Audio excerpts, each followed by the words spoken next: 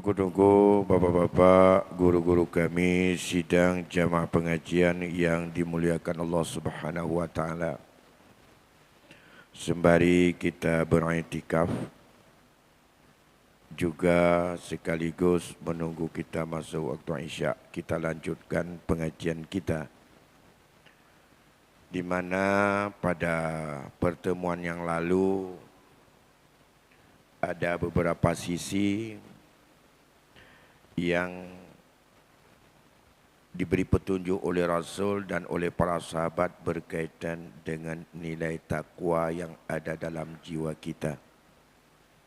Dalam makna bahawa hamba yang paling bertakwa kepada Allah, tidak pernah Allah menemukan hamba itu melakukan sesuatu yang tidak dibenarkan oleh agama.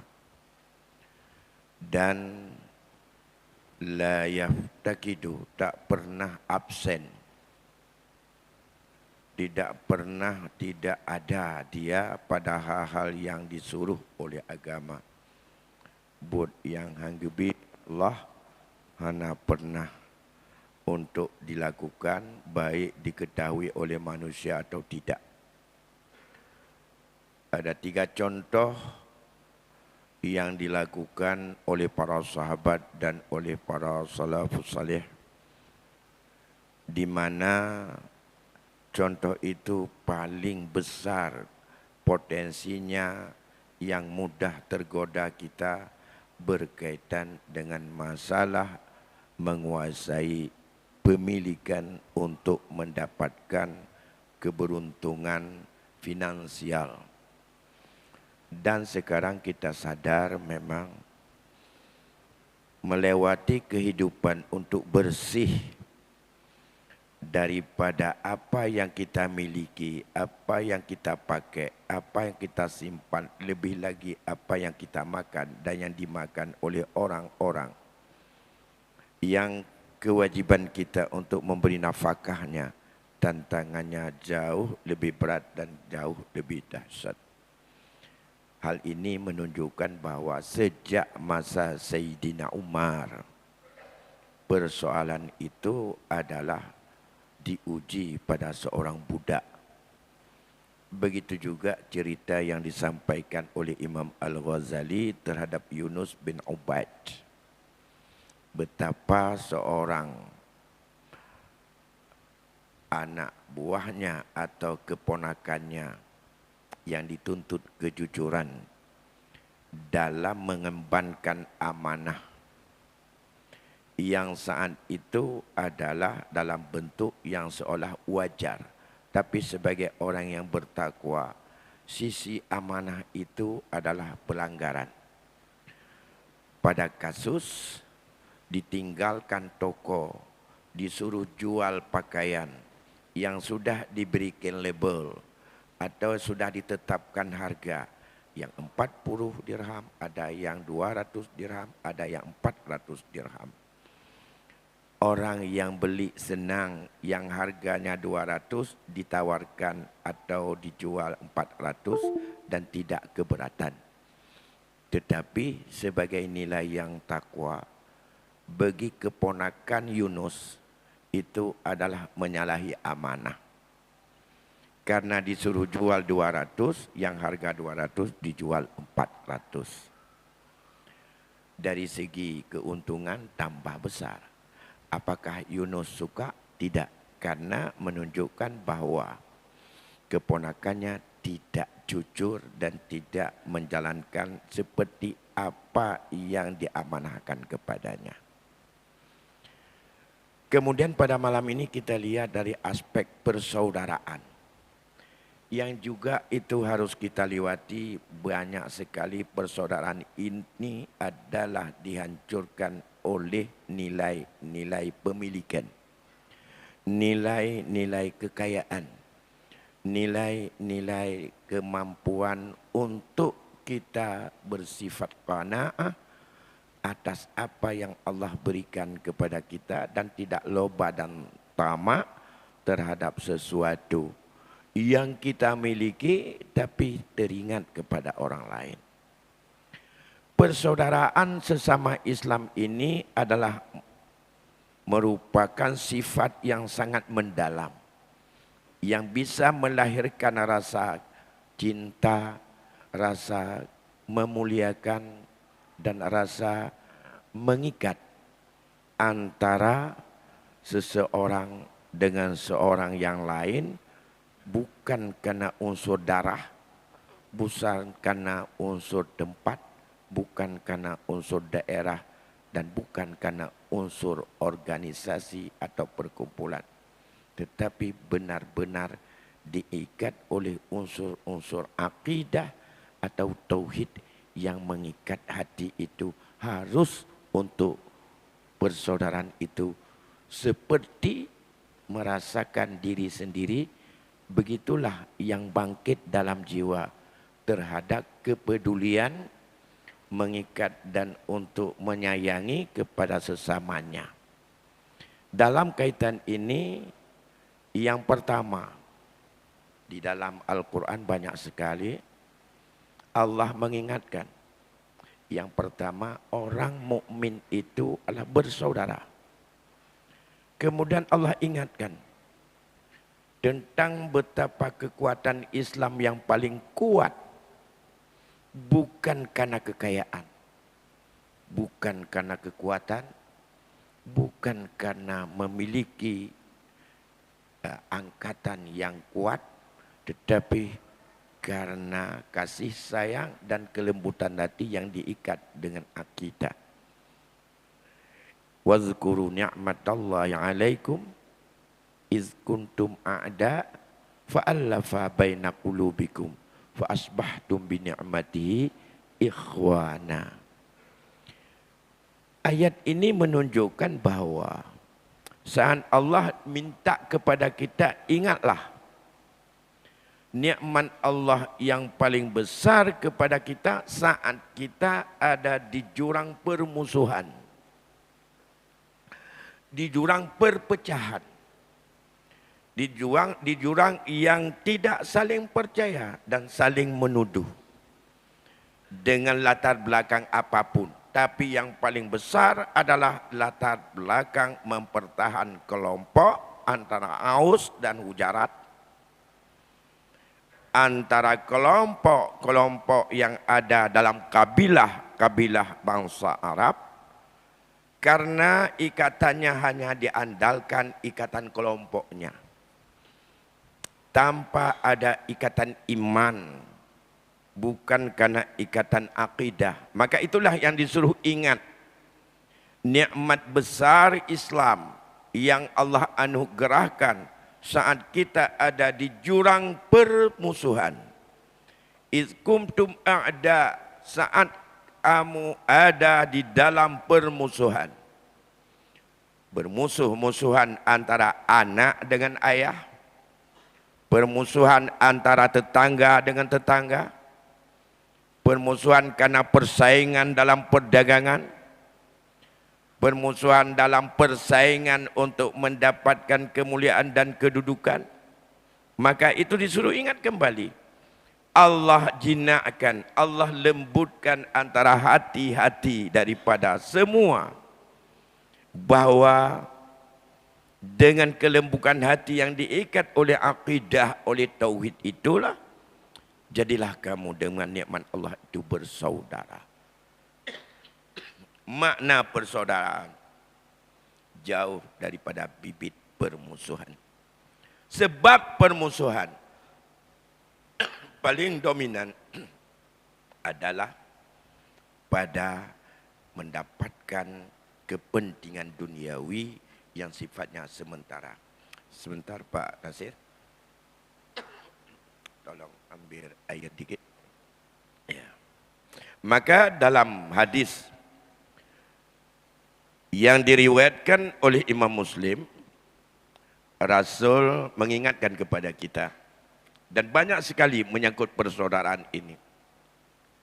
Tetapi sejauh mana hari ini mampu mengembalikan persaudaraan itu dan bisa menyingkirkan segenap apa saja kepentingan duniawi ini yang tidak mengacu kepada permusuhan tetapi lebih mengutamakan kerukunan tauhid dan persaudaraan kita. Di antaranya Rasul mengingatkan al-muslimu akhul muslim. Muslim sesama muslim bersaudara. La yadlimuhu wa la yaslimuhu wa la yahzuluhu wa la yahqiruhu bihasabi mri'in minasyar ayyahqira akhahul muslim.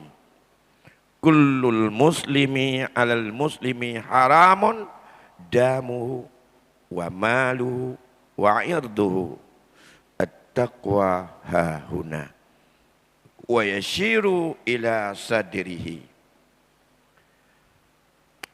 Artinya seorang muslim adalah bersaudara sesama muslim. Kalau bersaudara, jauhkan daripada sifat untuk menzaliminya, menganiayanya, menipunya, membuat daripada kerugiannya. Wala yuslimuhu, dan ia tak mau untuk membiarkannya. Wala yahqiruhu, tidak merendahkannya. Wala yahzuluhu, tidak untuk menyingkirkannya. Itu semuanya dalam perhitungan seseorang yang mungkin menimbulkan keburukan itu, bahwa merendahkan saudaranya yang muslim. Ada perhitungan yang berpotensi kepada keburukan yang ada pada potensi manusia itu sendiri. Apa potensi tersebut? Kullu muslimin alal muslimi. Ingat, setiap muslim, setiap sesama muslim terhadap muslim lain, yang pertama Allah haramkan darahnya. Melukai, apalagi mengambil nyawanya, menyakitinya. Wa malihi, Allah haramkan hartanya. Yang bukan harta sendiri, yang kita ambil alih dengan tidak legal menurut ketentuan syariat. Apakah itu milik daripada saudara dekat, ataupun daripada milik orang lain, milik teman, milik umum, milik negara, milik siapa saja. Apa yang halal?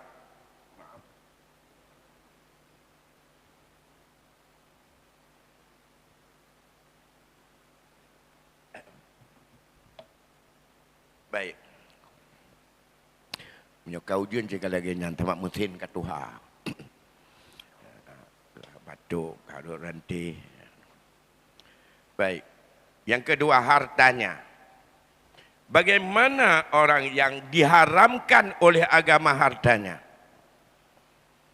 Di dalam Islam, yang dianggap tidak haram, bila kita memiliki daripada apa yang Allah tebarkan harta di dunia, yang pertama, dengan kita mencari sendiri dari sumbernya, dan sumber itu adalah dibenarkan milik kita. Kita punya tanah, nanam sendiri pada tanah sendiri, jangan nanam di tanah orang. Hasilnya ambil. Setelah ambil, makan. Kalau tidak habis makan, berikan kepada orang lain. Apa yang ada dalam tangan kita, kita berikan sah. Kalau benda itu bukan daripada penghasilan sendiri, yang daripada unsur-unsur milik sendiri, yang legal menurut yang telah Allah berikan kekuasaan, milik orang lain, diberikan dengan pertukaran jual beli, yang sah dengan syarat-syaratnya, dengan jalan dikasih, dihibah, sesuai menurut ketentuan hibah, diberikan dengan jalan hadiah, dalam kategori hadiah yang tidak menyeret kepada hadiatul umal yang bahagian dari riba dan riswah, sedekah, wakaf, dan bermacam cara lain, ataupun pinjaman, ataupun dengan bermacam daripada hanya manfaat saja, yang sifatnya pinjaman, atau hutang, yang sifatnya kita kembalikan nilainya dalam bentuk yang sama kepadanya. Sebab istilah dikatanya dalam kehidupan hari-hari antara pinjam dengan hutang sama. Padahal dalam syariat kalau pinjam itu tidak boleh dipakai. Tidak boleh dimusnahkan innya. Kalau saya pinjam kacamata untuk saya pakai, itu hanya saya halal untuk pakai saja. Tidak halal saya ganti kacamata itu dengan yang lain. Kalau saya bayar dengan kacamata yang lain, itu bukan pinjam. Maka kalau duit itu bukan pinjam, karena duit itu tidak bisa dikembalikan. Sudah musnah. Ya, tapi bagaimana itu adalah hutang. Beda antara pinjam dengan hutang. Atau kita miliki dengan sesuatu jasa, imbalan. Atau dengan jalan itu diberikan sebagai sesuatu yang cara-cara yang dibenarkan oleh agama. Persoalan jual beli yang berkembang terus dengan sistem zaman. Tapi prinsip dalam jual beli, Allah halalkan jual beli, tapi Allah haramkan riba. Dan jual beli terbangun ala taradin. Sehingga ulama menyusun bermacam-macam ketentuan syarat dan rukun. Maka di saat terjadinya jual beli secara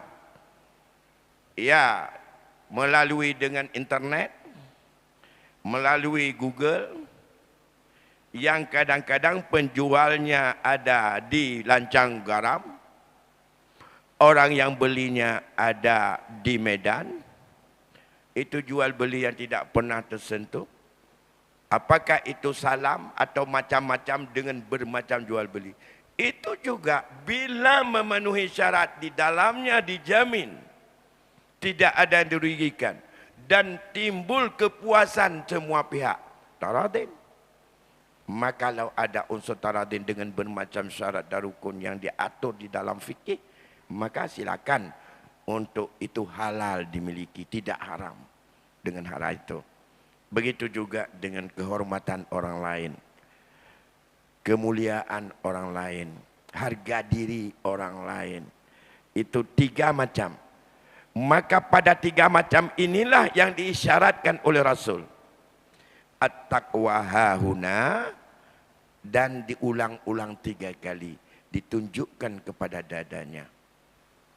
Menyangkut dengan harta, menyangkut dengan darah dan juga dengan nyawa orang, dan menyangkut dengan kehormatan, kemuliaan, harga diri dan kesucian hidup orang.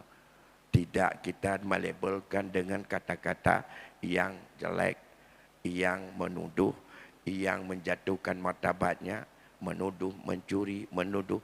Yang tuduhan-tuduhan itu, ada tuduhan yang sangat-sangat dianggap oleh agama itu kriminal, seperti menuduh suami isteri ada terjadinya selingkuhan, atau disebut dengan had qazaf. Had qazaf. Sekarang had qazaf tak pernah berlaku. Sehingga mudah saja suami menuduh isterinya selingkuh. Selingkuh itu adalah menuduh orang baik-baik melakukan perzinaan dengan orang lain. Suami juga menuduh isterinya selingkuh ataupun berzina dengan orang lain. Karena begini sekarang, kalau sudah istilah pacaran itu ada tingkatan-tingkatannya.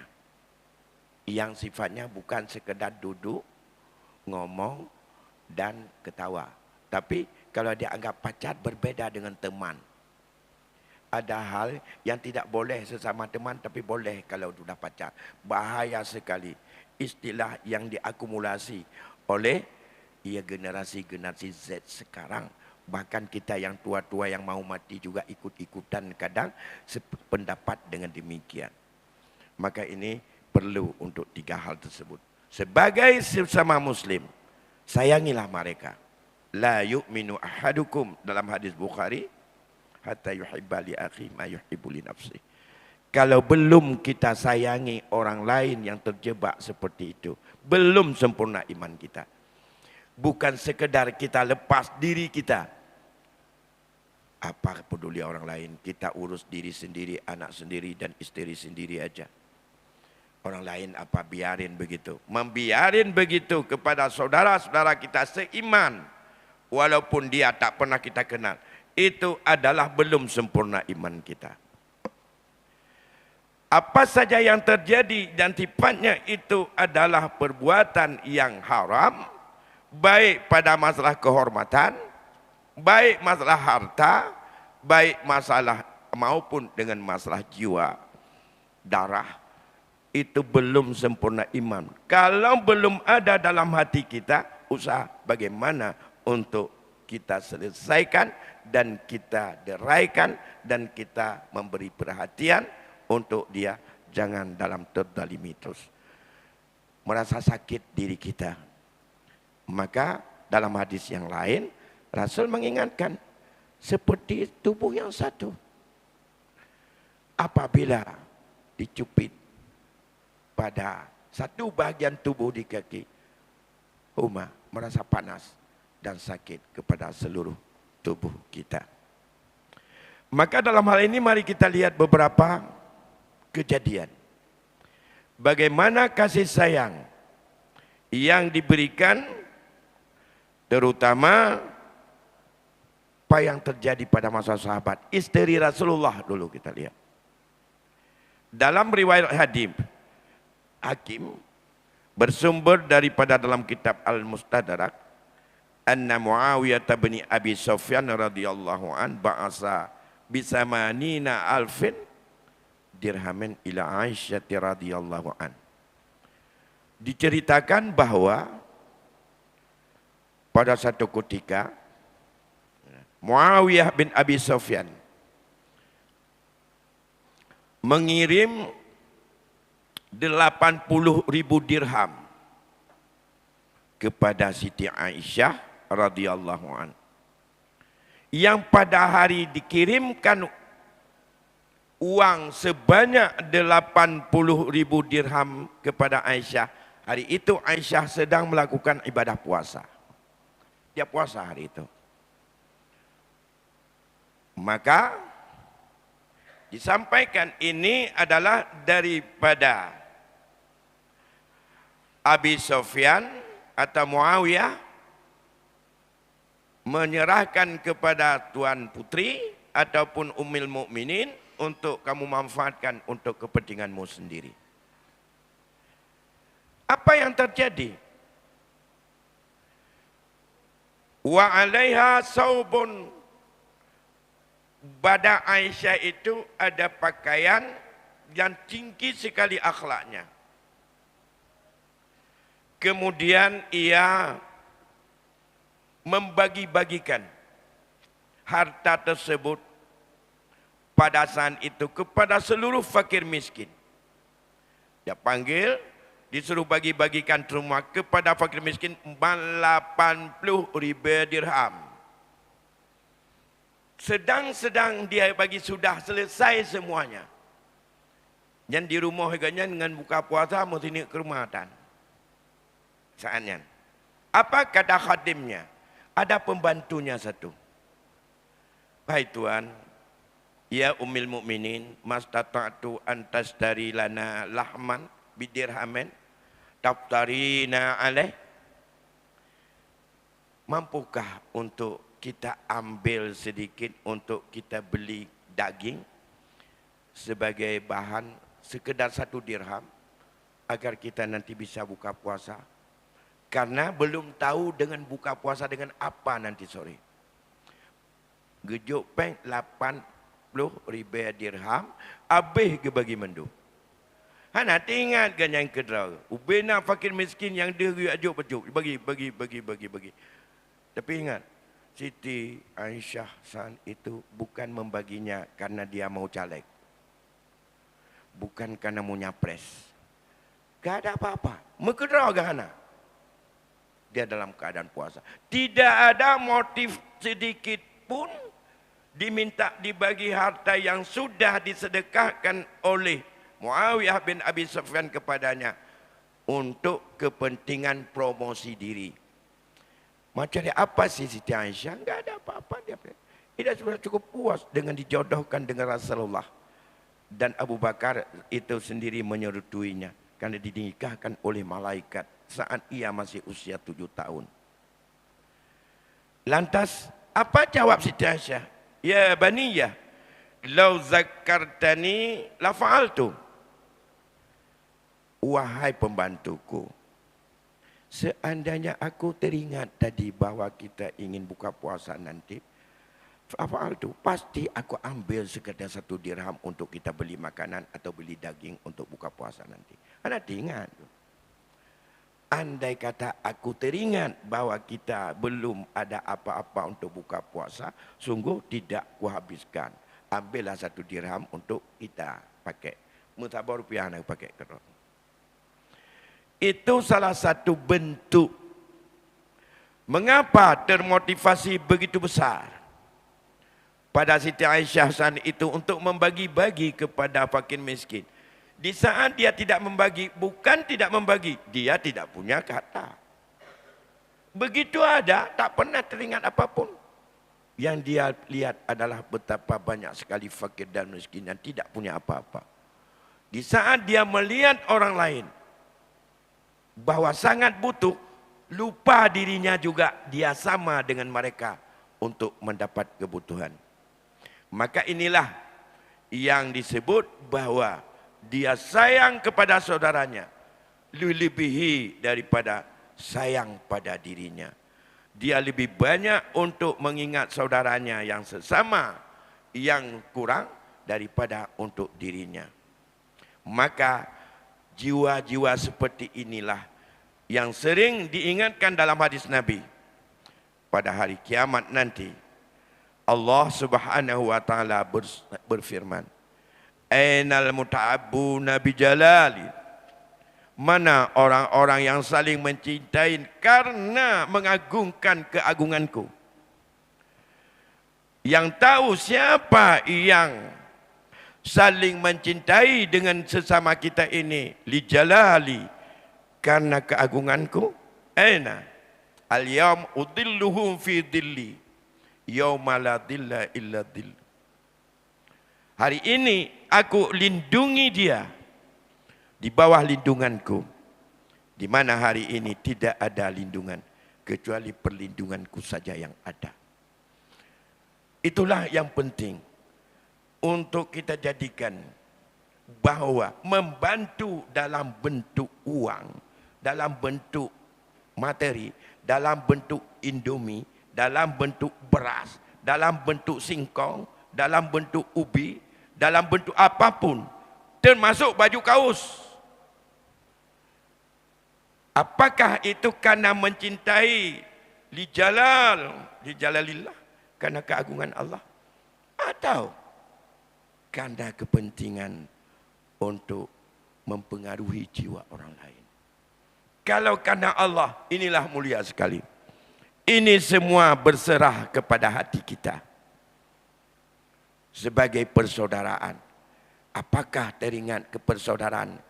Banyak hari ini dengan bermacam pengaruh yang saling memperhatikan, yang saling membantu, yang saling menyumbang. Ini sedang Allah sedikit mengingatkan kita tentang betapa tsunami, maka kita ini bukan tsunami, tetapi diberikan hujan 2 malam. Ini buat kita dapur umum, sumbang duit macam-macam, indomie, tak rasa. Apakah ini karena keagungan Allah? Menunjukkan bahawa air itu yang Allah turunkan lebih daripada yang kita butuh. Ini teguran, ini cobaan, ini adalah merupakan ujian Allah kepada saudara-saudara kita. Di saat yang demikian, maka di dalam kasih sayang kepada saudara, dalam hadis diingatkan, haram hukumnya.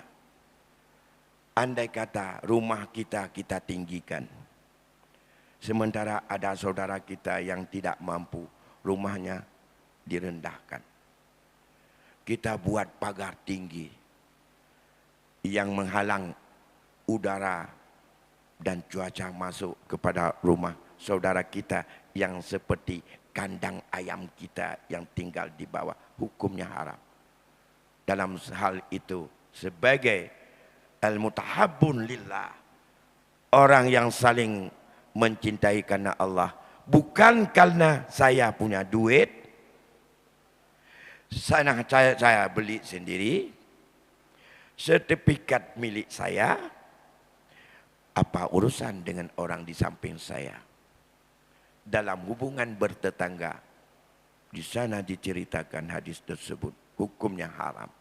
Apabila kita punya duit halal milik pribadi, tapi kita membuat orang lain tidak bisa masuk udara,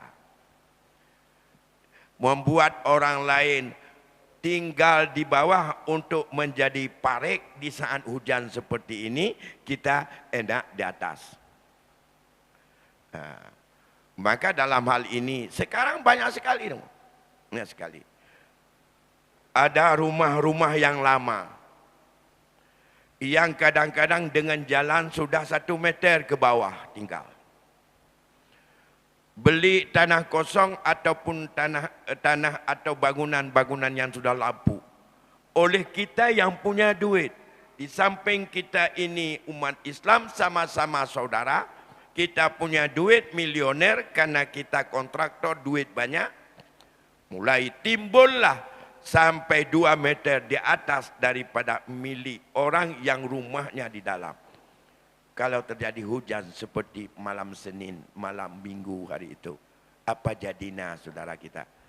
Paling-paling, jok punah kalau mungkin nyempang kan nepa ngu. Ya, kanyan tak jok. Jok ke kanyan bantu mungkin ngak tarik taklah rumah ke. Lebih banyak kan ada tim bantu. Dikedi meklam hana pagi malam baru hana pagi kah hana urutan ni katanya. Ya.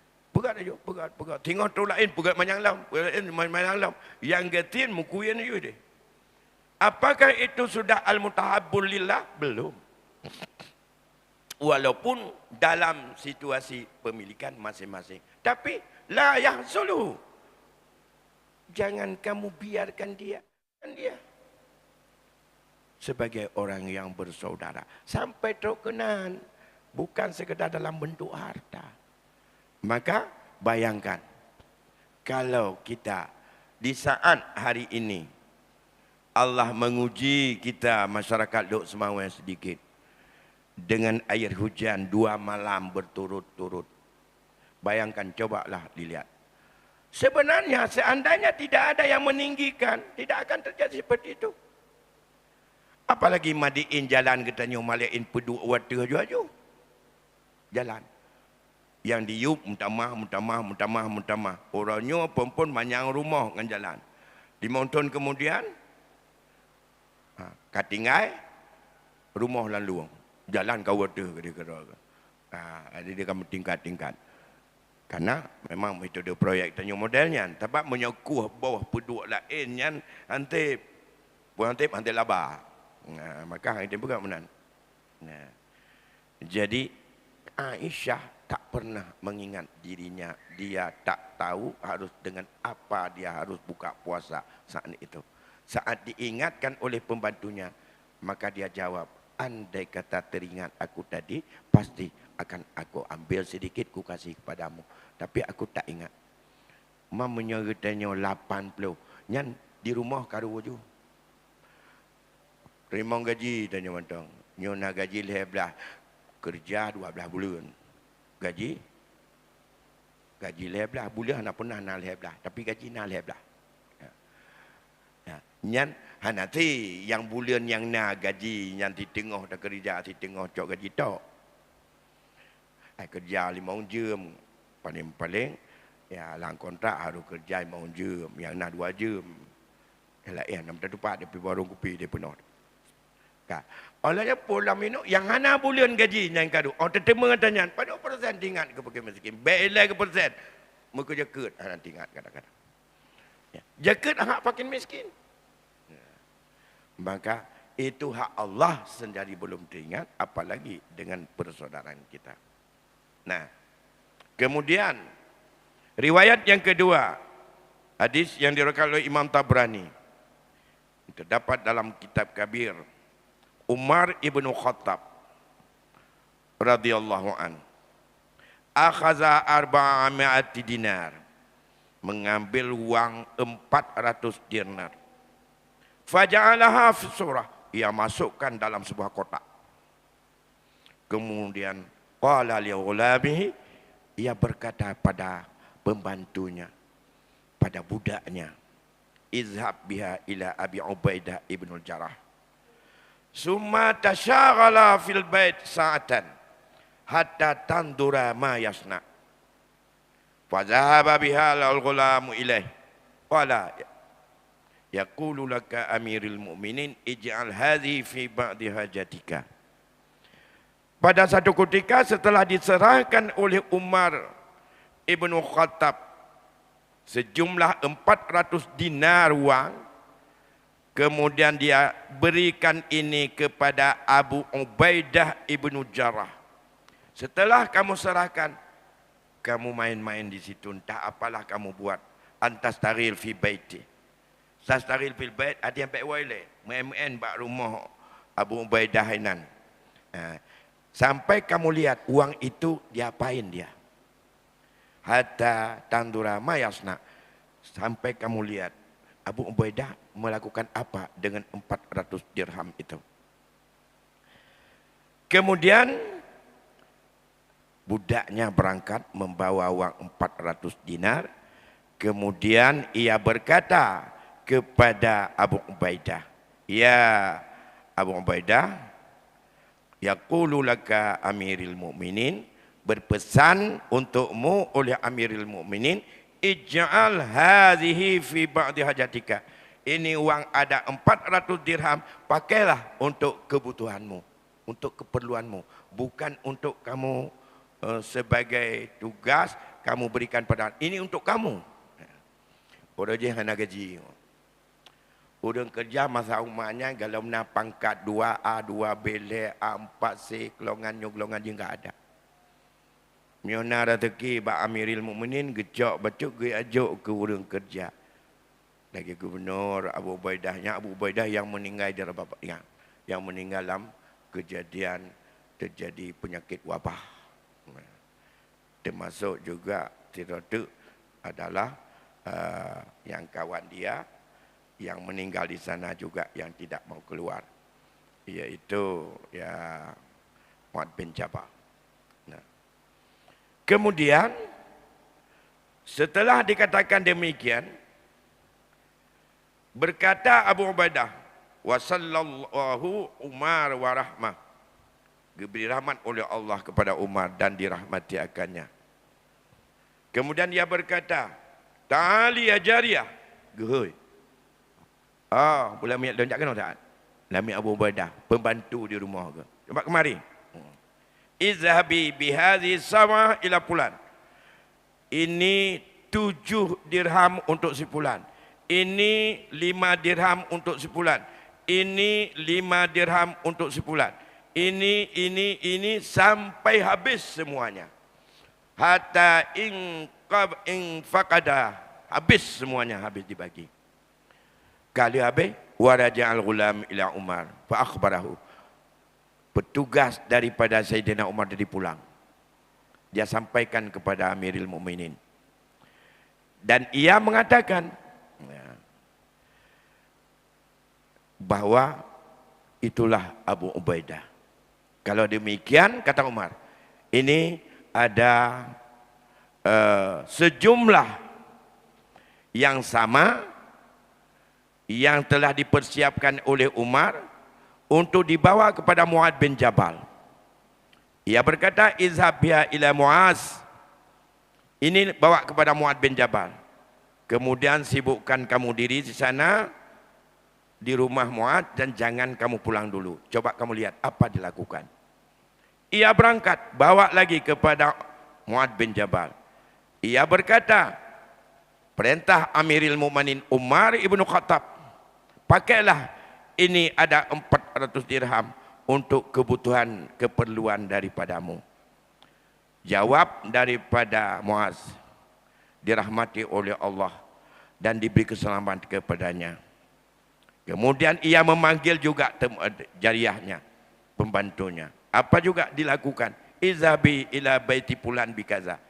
Berikan kepada si fulan sekian, berikan kepada si fulan sekian, berikan kepada si fulan sekian, sampai habis juga.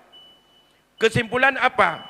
Setelah pulang kepada Umar dengan dua tokohnya yang sangat dipercaya untuk mengembangkan dakwah, apa katanya? Annahum ikhwatun ba'duhum min ba'din.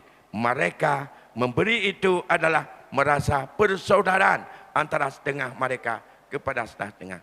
Bukan dia pikir untuk berapa ongkos kerja saya dulu.